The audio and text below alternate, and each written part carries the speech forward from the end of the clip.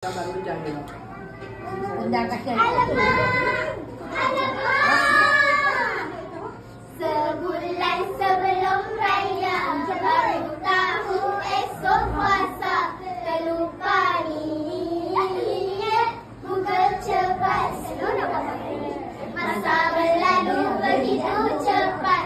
Sedar-sedar malam 24. Nak beli tiket dah tak sempat. Nak sewa kereta dah terlambat.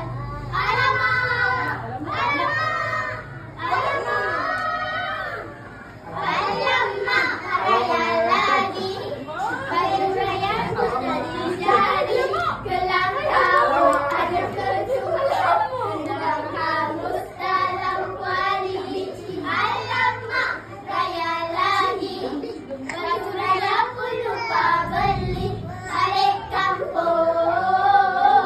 Dalam melekat. Pandang kanan. Pandang kiri. Sangkut lagi.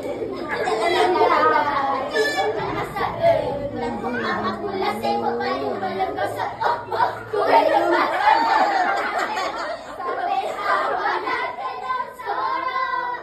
Alamak! Alamak! Alamak!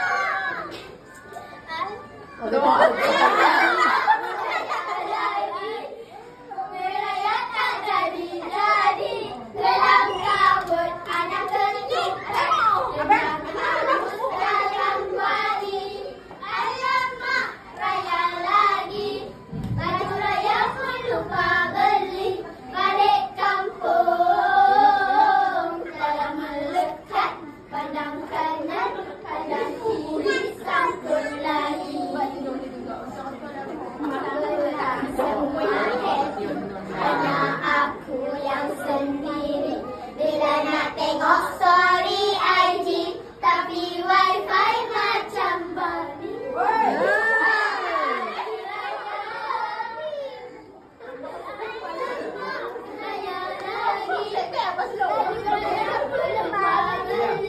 Balik kampung.